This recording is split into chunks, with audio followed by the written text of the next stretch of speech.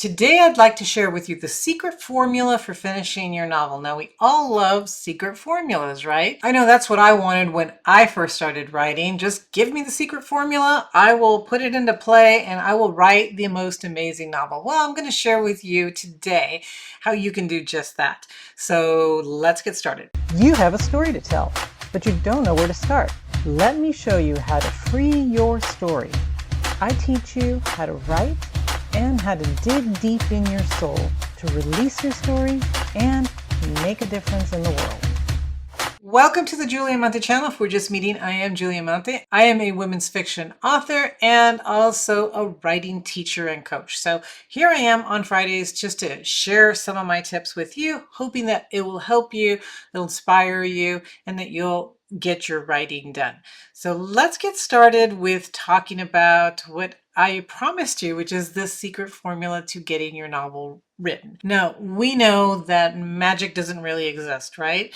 That in order to get your novel finished, it is going to require some work from you, some hard work. You're not just going to snap your fingers and have the magic show up and have you write your story. However, there is a secret formula to getting your novel written, and that's what we're going to talk about. So let's say that you had a brilliant idea to write a story, and then somewhere around like chapter 7 or 8, it's just kind of fizzling out. You're not really sure how to continue, or the characters just stop speaking to you. It's just not going anywhere. Now, what's happening probably is that you're missing a component or one of the steps that I'm going to talk about here today. And to make it easy, what I'm going to be calling it is the 4 C's. Okay.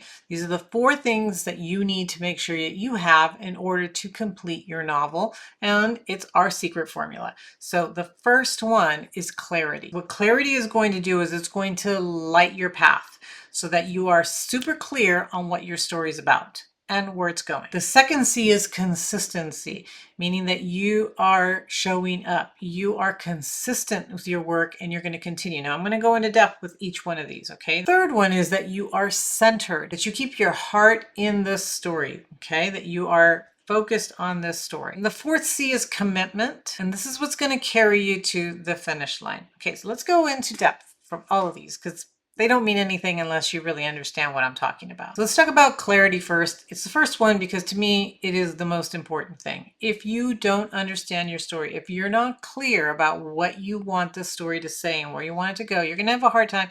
The story is going to fizzle out somewhere in the middle. As fiction writers, we make a big mistake if we think we are just telling a story.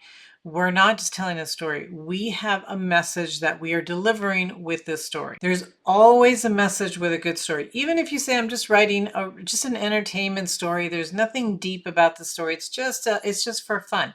But you still have a message. It may be that justice prevails. It may be that love always wins. It may be just something very simple. It could be never giving up, right? My character is just a kind of a flighty person, but she never gives up. And then at the end, she achieves her goals, right? So whatever it is, though, you need to know what that message is. If you know what your story says to you as the writer and to the reader, then you've created clarity. You know exactly where you're going with your story. And by doing this, what you're doing is that you know your ending. You know your emotional destination, what you want them to feel at the end of this story. You don't necessarily need a full outline, though it's kind of nice if you have one, but you need to have that destination. You need to understand what your destination is. Even if you're a pantser, meaning that you don't outline everything, that you just write from the seat of your pants, it's still a great idea to have some signposts to know what are the main things that are going to happen, what are some of the turning points that are going to happen in your novel, so that you know that the next step is that you're getting here, then the next step after that is you need to get here, right? So you have these little goals, these little turning points within your novel, and at least know those. You want to know what your protagonist has to lose or gain from going through this journey in your story. And when your reader closes the book, what is it that they're supposed to feel? What is it that they have learned or that they come to understand that they didn't before they read your book? So in other words, clarity gives your story purpose, and purpose helps you move forward when the excitement and the inspiration dies. You know what you are accomplishing with this novel. You have it, it's clear in your mind and in your head, and you can continue to write your story. Okay, the second C is consistency. Now, consistency beats brilliance every single time. It means showing up. It means that you are consistently writing and you're showing up to get that story written. What you don't want to do is wait until everything is perfect. The house is quiet, everything's finished, everybody's happy, and then you can sit down and write the story. That's never going to happen. You need to consistently show up, sit at your computer, and get the story done. A few weeks ago, I interviewed a Regency romance author, Linda Ray Sandy, and she said in that video, if you watched it, that she consistently shows up and writes every single day, that she's written something like 48 books, and that she writes like 1,200 words a day. Well, that's consistency, right? That's how she's gotten that many books done, because she shows up every single day and she gets that word count done. And 1,200 words is about 5 pages a day. So yeah, if you're writing 5 pages a day consistently every single day, you're going to get a lot of books written. Now, this is obviously a rough draft, right? So once you get all that done and you have your novel finished, you can go back and you can edit it and you can revise it and you can perfect it. But getting it done is our first step. And so if you can consistently show up and get the words on the page, then you're going to have a novel to edit and to revise. Okay, so second C is be consistent. Decide when you can write, how many pages you can do per day, or how long you can work every day. I do time, I don't do pages. I usually have maybe 2 to 3 hours, and that's my writing time. That's when I write. Whatever I can get done in those 2 or 3 hours, great. I don't do anything else. I don't do social media. I don't do my other job, which is it's kind of hard because when I'm at my computer, sometimes I'm writing, sometimes I'm grading student papers, sometimes I'm emailing students. But during that writing time, I'm only working on my novel. Okay, the third C is center, or the middle, right? You want to be able to conquer that middle of your book. You've probably heard about the messy middle. This is where people lose the story. This is where people lose their focus, where writers don't have the inspiration to continue. And why is that? Well, it makes perfect sense because the beginning is exciting. You're just starting the story. You're introducing the characters. You're really into your story. The ending is also great. You're wrapping everything up, especially if you have, the clarity, where the story's going, how it's going to end. But the middle, getting there, that's the hard work, right? That big chunk in the center where you have to make things happen. You have to take it from the beginning where the character is just starting to the end where the character is transformed. And that's the hard work. That's where you need to do all the work to get the character there. So you need to learn how to conquer the middle, how to work with the middle. Now, the best book that I found that I really, really liked is James Scott Bell. It's Write Your Novel from the Middle. A new approach for plotters, pantsers, and everyone in between. So long title, but Write Your Novel from the Middle, James Scott Bell. And he introduces this really, really great strategy. And it's called the mirror moment. It's this pivotal scene right in the middle of your book, usually right in the center. If you looked at it, and most books, right, and opened it right to the middle, you would probably see something like this, where the character asks himself certain questions or thinks certain things. And it's mostly of like, who have I become? Who am I? How did I get to be this person that I don't really like when I really want to be this other person? How did I get here? What do I need to do to change? And the reason it works so well and why you do want to have a moment like this, and most stories do have a moment like this, probably all stories have a moment like this, is this because it's very emotional. It's very human. Who hasn't had a time in their life where they think that, like, I have this goal. Let's say you're wanting to be a good parent, right? And you've reached the end of the parenting. Your child is a teenager. Your child is a college student. And they're not maybe doing things the way you want them to do it. I mean, you find yourself, I don't know, yelling at them or criticizing them or bullying them into doing what you want them to do, whatever, right? And you see yourself doing this and you think, when did I become my parents? Or when did I get to be this person? I wanted to be this super cool parent. How did I get here? How did we get to this point in our relationship where we can't talk, right? Whatever, right? So it come, it can come in parenting, it can come in a love, in a marriage where that isn't going well, or it can come as a person is seeking a goal or their career and they realize this isn't the person I wanted to be. How did I get to work at this low level job where I'm not happy, where I, whatever, right? So you know what I mean? So you get to be a person that person realizes that they're not who they wanted to be. Well, once you write this moment of reckoning in the middle of your book, it becomes the core of your story. And this is what James Scott Bell is saying, that this is where things really change, right? Before that, he's not really realizing who he is. He's moving towards this, change that's going to happen. But at this center, it's where he realizes that, I really need to make a change. This isn't who I wanted to be. And everything that follows after that is how he's going to actually change and get to where he wants to be. This also can be the place that reveals the theme of your story, right? What is your theme about? This is probably where you're going to see this. So it becomes a really core, a really important moment where it tells you how, everything else revolves around it. The story before, the story after revolves around this mirror moment. This really helped me when I was writing my story, This Is Now. The main protagonist, her name is Margarita. She's a brilliant medical student, but she's never had a really great relationship with her mother. Her mother is dying of cancer, and she comes home to a place where she's never really felt accepted. She never felt comfortable, even within her own family.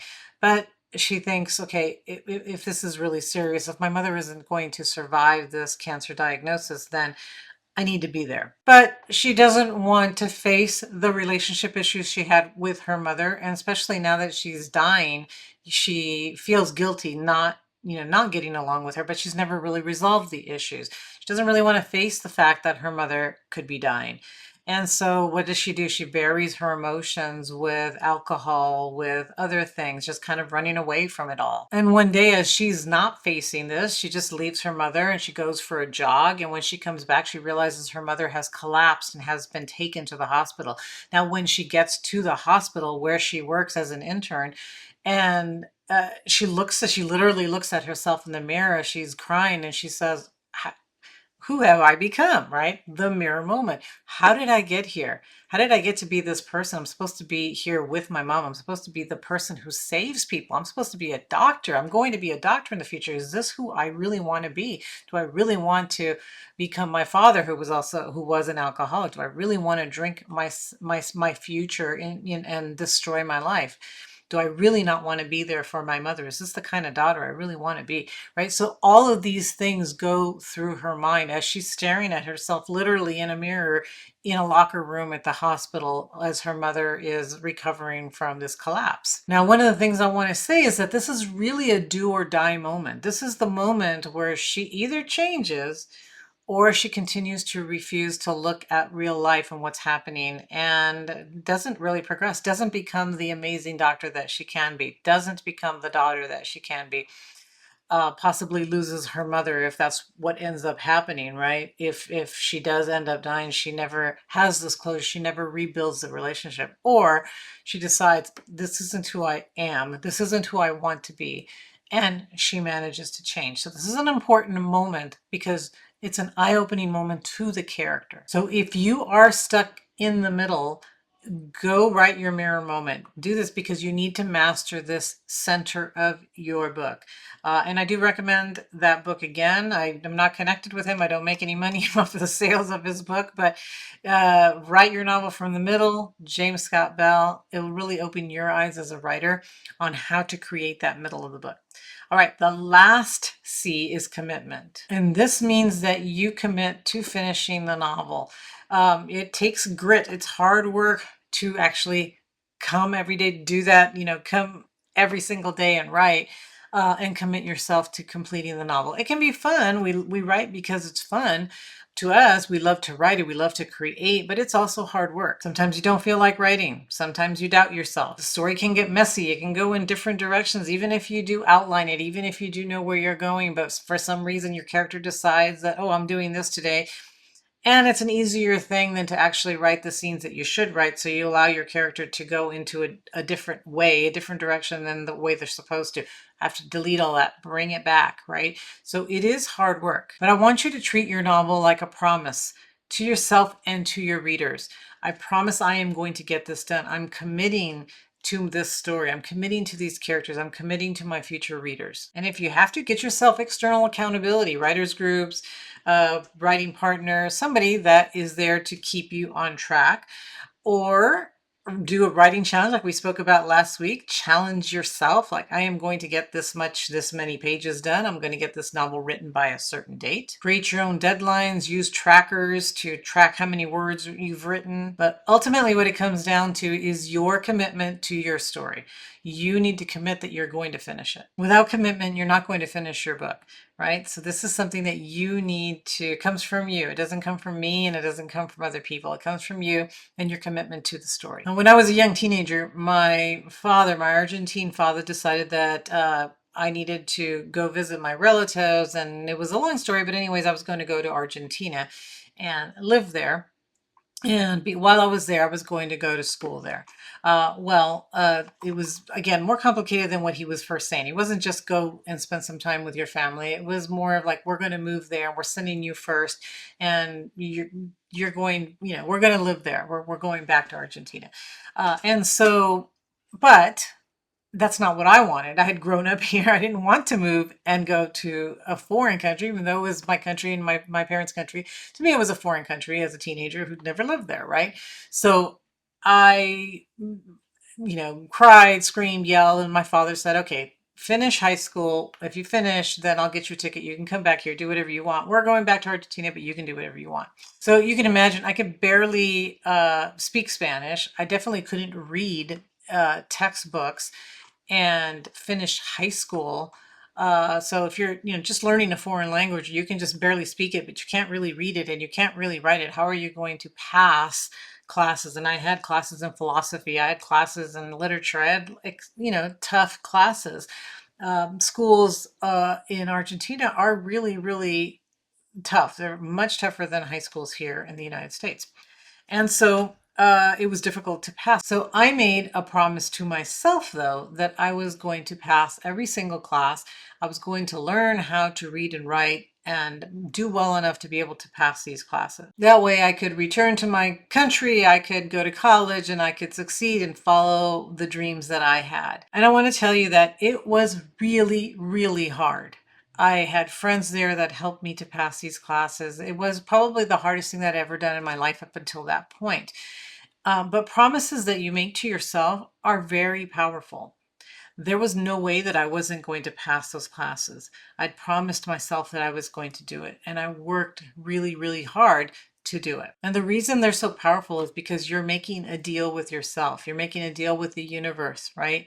That if I do this, if I work really hard, I want to achieve this. I'm going to achieve this. So I do the same thing now with every novel that I start. I make this promise to myself that I'm going to complete it. I may not publish all of them. There are books that I completed, that I finished, and afterwards I just didn't feel that it was good enough. And even if I edited and revised it, it just wasn't something that I wanted to put out into the world, even though I wrote it, even though I kind of loved the character. There was something about it, some theme, something that I just didn't feel comfortable actually publishing it.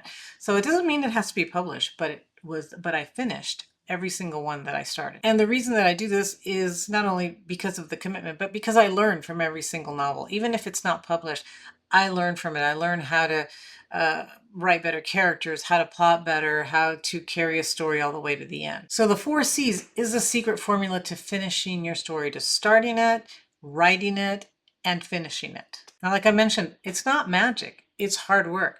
It's your hard work, but it's your story. It's your baby that you're creating. So it's not going to be easy, but it is possible. And sometimes all you need in order to finish a novel is a formula and some faith in yourself. And hopefully now you have both and you can go begin, write, and finish your novel. Thank you for being here. I appreciate you. If you liked this video, please like, share, and subscribe to the channel and come back next week. I'll see you then.